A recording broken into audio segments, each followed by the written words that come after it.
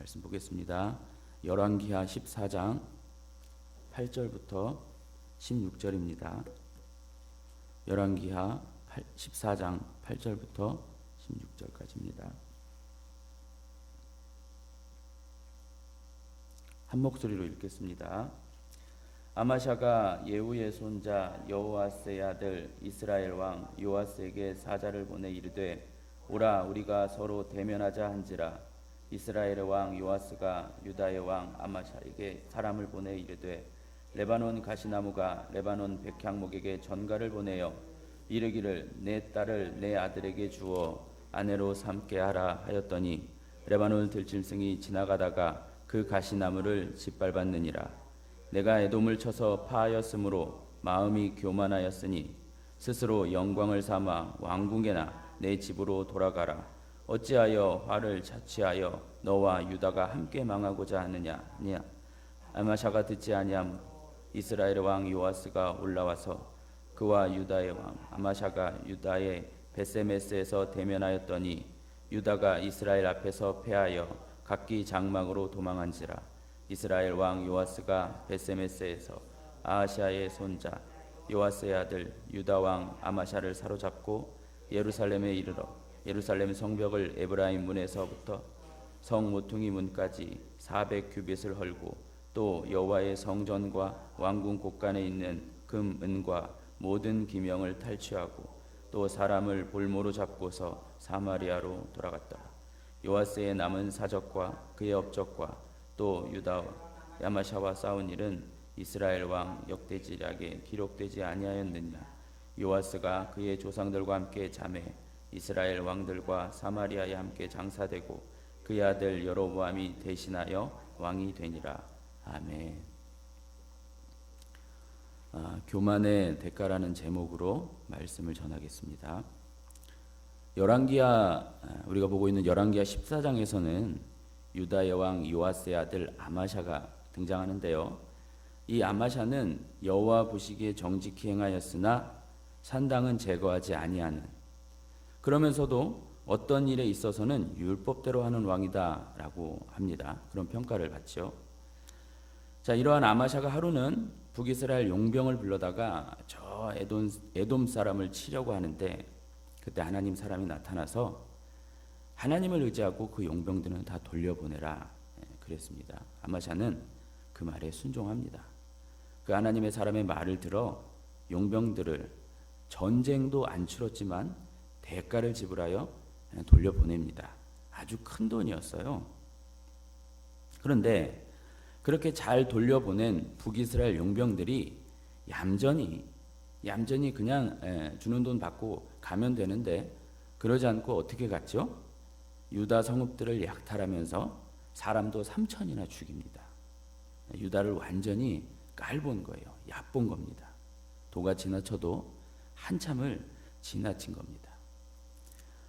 그러는 동안 아마샤 왕이 이끄는 유다와 에돔과의 전쟁은 그 하나님의 사람의 말대로 유다가 대승을 하게 됩니다. 소금 골짜기에서 세일 사람 10,000명과 에돔 사람 10,000명을 죽이고 셀라라는 도시도 점령하게 됩니다. 자, 이제 오늘 본문입니다. 유다의 아마샤 왕은 이 승리 후에 여세를 몰아 이스라엘 왕 요아스에게 사자를 보내 우리가 서로 대면하자. 무슨 말이겠어요? 싸우자. 한판 붙자. 이렇게 전하게 합니다. 왜요? 아까 이스라엘 용병들이 그냥 가지 않고 유다 사람 3,000명을 죽이고 도시를 약탈하고, 이건 쉽게 가만히 있을 수 있는 일은 아니지 않습니까? 복수하려는 거지요. 내용 관찰 1번입니다.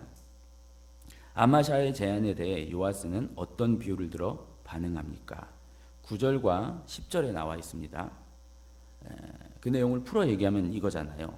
아마샤야,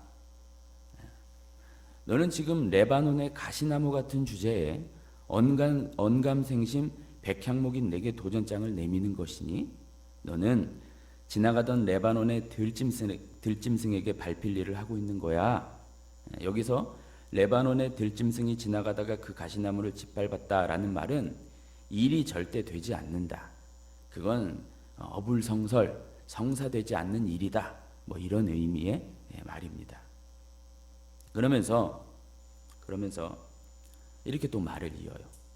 네가 에돔을 이기고 나서 교만이 하늘을 찌르나 본데 스스로 영광을 삼아 왕궁에나 네 집으로 돌아가라. 무슨 말이겠어요? 덤비지 말고 까불지 말고 네 왕궁으로 돌아가서 지금 그 승리에나 만족해. 응? 뭐 한다고 화를 자초하여 너와 유다가 함께 멸망하려느냐? 이럽니다. 하지만 이 말을 아마샤가 들어요, 안 들어요? 안 듣습니다. 듣지 않아요. 그래서 11절에 보시면 치러 올라갑니다. 가서 싸우게 되죠. 내용 관찰 2번입니다. 유다 왕 아마샤와 이스라엘 왕 요아스 간의 전쟁은 어떻게 끝납니까? 어떻게 끝나죠? 유다 군대는 대패를 하여 뿔뿔이 흩어지고요. 아마샤 왕은 어떻게 해요? 사로잡혀서 어디로 오냐면 자신의 나라 예루살렘에 있는 그 유다로 돌아와 망신도 그런 망신이 없을 정도로 호되게 당하게 됩니다. 뿐만 아니라 13절 하반부에 있는 대로 이 북이스라엘이요 예루살렘 성벽을 에브라임 문에서부터 성 모퉁이 문까지 길이가 약 400규빗, 그러니까 200m예요. 200m를 그냥 다 허물어 버립니다.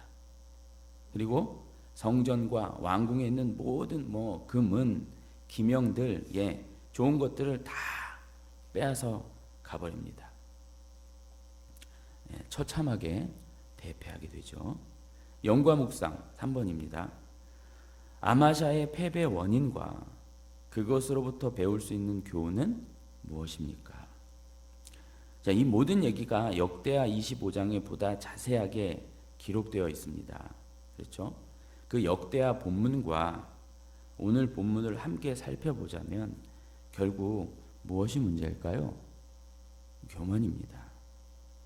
그 원인이 교만에 있는 겁니다. 그런데 어떤 교만일까요? 이런 교만이에요. 에돔과의 전쟁에서 승리한 것이 자기 때문이라는 그러한 교만함입니다. 자기가 이겼다는 것이죠. 자기의 힘이라 이것입니다. 오늘 본문 10절 상반부에 이런 말이 있죠. 네가 에돔을 쳐서 파하였으므로 마음이 교만하였으니, 이걸 이제 원문으로 보게 되면 내용이 더욱 와닿게 되는데 북이스라엘 요아스 왕이 그러는 거예요. 그 승리, 네가 지금 갖고 있는 아마샤 네가 갖고 있는 그 승리, 에돔과의 전쟁에서 승리가 네 스스로 된 승리인 줄 아나 본데 천만의 말씀, 그거 네가 한 거 아니야. 착각하지 마. 이러는 겁니다. 그 승리가 네 스스로 된 거라고 잘못 생각한 거야. 북이스라엘 왕의 분석이 맞아요. 앞전에 말씀드린 대로 이 역대하 25장 여기를 살펴보게 되면요, 아마샤가 승리 후에 어떻게 하냐면 세일의 우상을 들여와요. 참 이해할 수 없는 일인데 세일의 우상을 들어와요. 그래서 하나님이 진노하시게 됩니다. 그리고 아마샤를 이스라엘 손에 넘겨주시려 한다. 이런 이제 대목이 있어요. 그러니까 무슨 말이냐면 아마샤에게 있어서 하나님의 마지막 보루, 그게 뭐였냐면 그 이스라엘의 왕이었어요. 이스라엘 왕의 말을 듣는 거였습니다. 아마샤 왕은 북이스라엘 요아스의 말을 들었어야 됐어요. 그 도발에 도발이라고 할까요? 그 말에, 기분 나쁜 말에 넘어가면 안 되는 거였어요. 하지만 넘어가 버립니다. 아마샤가 승리에 도취한 나머지 사리 분별을 못해요. 북이스라엘의 요아스의 말을 안 들어요. 못 듣습니다. 달리 말하면 그에겐 그 에돔과의 전쟁에서의 승리가 하나님이 주신 승리였다는 생각을 조금도 하지 못했던 겁니다. 순전히 자기의 승리, 자기만 있었어요. 자기, 교만이지요. 느낀 점 4번입니다. 아마샤의 교만과 그로 인한 전쟁, 그리고 패배와 그 결과를 보면서 무엇을 느낍니까? 성경에서 교만이라는 단어는 하나님께 대하여만 쓰여져요. 사람에게 대하여 쓰는 단어가 아니에요.